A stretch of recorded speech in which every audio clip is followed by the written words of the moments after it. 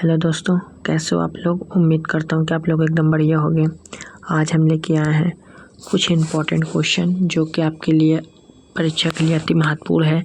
Trick से आप लोगों को सिखाएंगे सब कुछ, ठीक है। ऊतक के बारे में हम लोग पहले जानते हैं। ऊतक सर्वप्रथम टिश्यू शब्द का प्रयोग फ्रांस के वैज्ञानिक बिस्चेट ने किया था। इसका प्रयोग एक लैटिन भाषा के शब्द टेक्सचर से हुआ है। किससे? टेक्सचर से हुआ है, जिसका अर्थ है बुनना, ठीक है। ऊतक का अध्ययन हिस्टोलॉजी का अध्ययन की शुरुआत सर्वप्रथम इटली के वैज्ञानिक मार्सिलो मालपीघी ने की थी, ठीक है। फादर ऑफ हिस्टोलॉजी मार्सिलो मालपीघी, ठीक है, ये है। अब हम ऊतक के बारे में कुछ जान लेते हैं। ऊतक क्या है? आपसे पूछ रहा है ऊतक क्या है।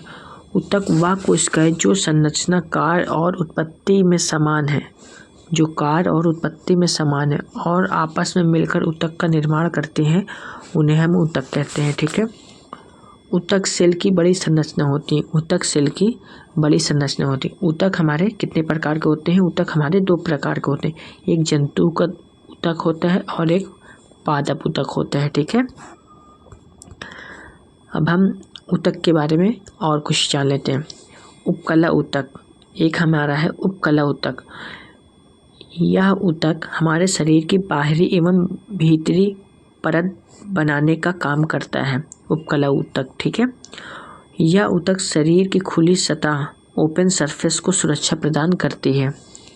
यह शरीर के उन सभी जगहों पर पाए जाते हैं जिसकी सतह खुली हो तथा जिसे बाहरी पदार्थ द्वारा नुकसान पहुंच सकता है, ठीक है। हमारी त्वचा, स्किन, इन्हीं ऊतक से मिलकर बनी होती है। इन्हीं ऊतक की कमी से त्वचा में हमारी झुर्रियाँ पड़ जाती हैं, यानी मुरझायापन पड़ जाता है, ठीक है। अब हम बढ़ते हैं और आगे। यह ऊतक शरीर की सुंदरता प्रदान करता है और चोटों की सुरक्षा भी प्रदान करती है, ठीक है। सुंदरता प्रदान करते हैं और चोटों की सुरक्षा, ठीक है। अब हम ऊतक के बारे में, उपकला ऊतक के बारे में, इसमें इसके भेद: सरल साल की उपकला, स्तरित उपकला, स्तंभाकार उपकला, घनाकार उपकला, ठीक है, ये सारे हैं, ठीक है। अब ऊतक हमारा सरल सल की उपकला के बारे में जान लेते हैं। तो हमारा सरल सल की उपकला क्या है? इन ऊतक की कोशिकाएं चपटी होती हैं। इन ऊतक की कोशिकाएं जो है चपटी होती, इस तरह के, और यह अत्यधिक पतली एवं कोमल सतह का निर्माण करती हैं। इन कोशिकाओं में केंद्रक भी चपटे पाए जाते हैं। इन कोशिकाओं में केंद्रक भी चपटे पाए जाते हैं, ठीक है। एग्जाम्पल के तौर पर देख सकते हैं, शरीर की बाहरी सतह पर देख सकते हैं आप लोग, फेफड़ों के अंदर वायु कोश में, ठीक है, ग्रास नली में, ठीक है, ये सब आप लोग देख सकते हैं, ठीक है, चित्र के माध्यम से दिखाया गया है। नेक्स्ट क्वेश्चन, स्तरित उपकला। स्तरित उपकला के बारे में, त्वचा की उपकला कोशिकाओं को कटने और फटने से बचाने के लिए त्वचा में कई एपिथेलियम परतें उपस्थित होती हैं, ठीक है। यह कोशिकाएं एक पैटर्न में होती हैं, इसलिए इसे स्तरित उपकला कहते हैं, ठीक है। अब हमारा आगे उपकला ऊतक। तो उपकला ऊतक के बारे में, घनाकार उपकला, ठीक है, घनाकार, यह ऊतक घन के आकार की कोशिकाओं से बना होता है, ठीक है। आप देख सकते हैं चित्र के माध्यम से, यह ऊतक घन की आकार से कोशिकाओं से बना होता है। इसका मुख्य कार्य स्राव और अवशोषण है, ठीक है। एग्जाम्पल में गुर्दे की नालिकाओं में, ठीक है, गुर्दे की नालिकाओं में, वृषण और अंडाशय के निर्माण में और लार ग्रंथि में, ठीक है। अब बढ़ते हैं आगे। हमारा उपकला ऊतक क्या है? हमारा उपकला ऊतक, तो उपकला ऊतक के बारे में, स्तंभकार उपकला हमारे चौथे पे है। स्तंभकार उपकला, इनकी संरचना लंबी एवं पतली कोशिकाओं के स्तर की बनी होती है। इनकी संरचना लंबी एवं पतली कोशिकाओं के स्तर की बनी होती है। इनकी सतह पर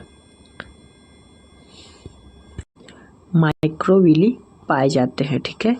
यह अमाशय की लाइनिंग और परतों में छोटी आंत में पाए जाते हैं, ठीक है। ये सब आप लोगों को ध्यान में रखना है।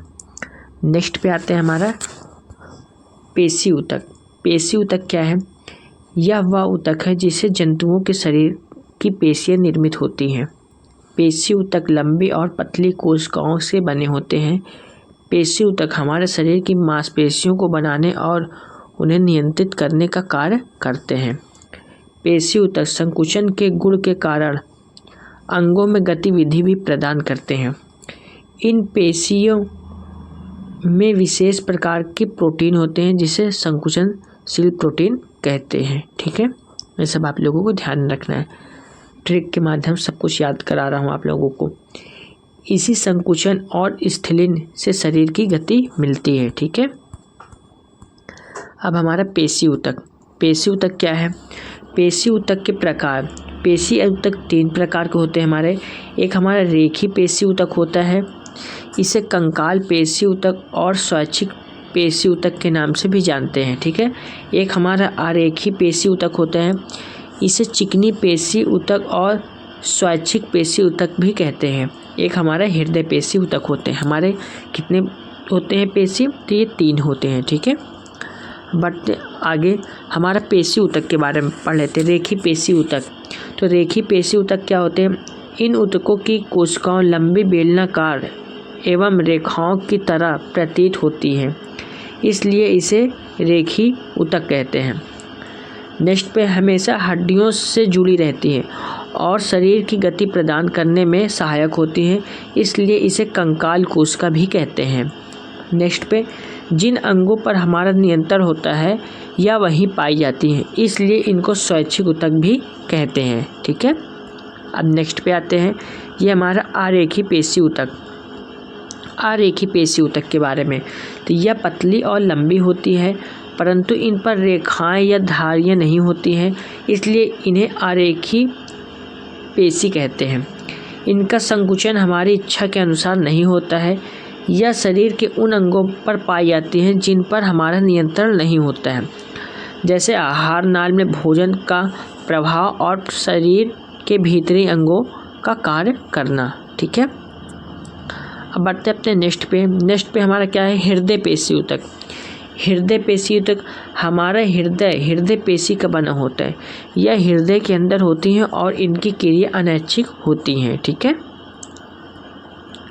अब हमारा आगे तंत्रिका ऊतक के बारे में। तो तंत्रिका ऊतक मस्तिष्क रीढ़ की हड्डी और तंत्रिकाओं में पाए जाते हैं।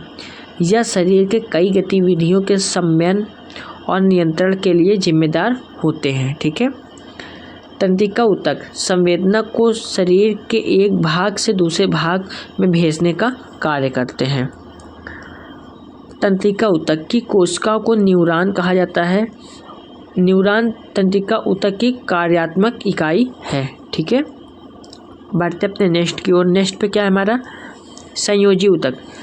ऐसे ऊतक जो शरीर के विभिन्न अंगों के एक दूसरे के साथ जोड़ने का कार्य करते हैं, उन्हें संयोजी ऊतक कहते हैं। संयोजी ऊतक फर्स्ट पे अस्थि है, दूसरे पे उपस्थिति, तीसरे पे है लिगामेंट, चौथे पे है टेंडन, पांचवें पे है रक्त।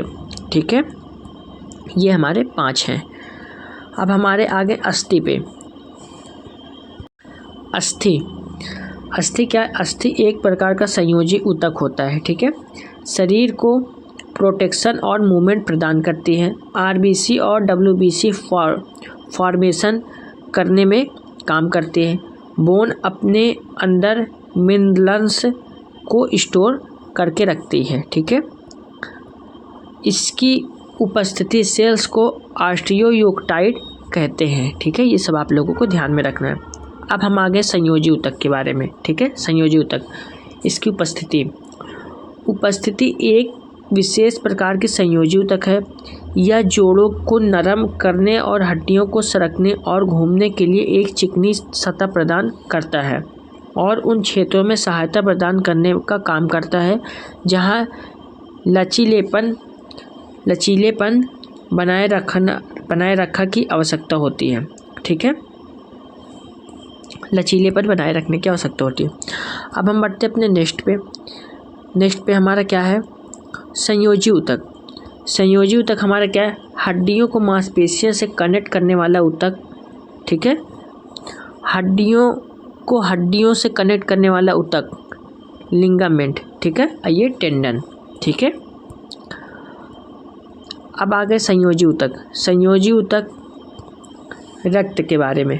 रक्त को तरल संयोजी ऊतक कहते हैं। रक्त को तरल संयोजी ऊतक कहते हैं। इनके अंदर कोशिकीय पदार्थ तरल होता है, जिसमें कोशिकाएं बिखरी होती हैं। रक्त हमारे शरीर में पाए जाने वाला एकमात्र तरल संयोजी ऊतक है, ठीक है। तो दोस्तों, ये हमारे ऊतक के बारे में सारे इम्पॉर्टेंट क्वेश्चन थे।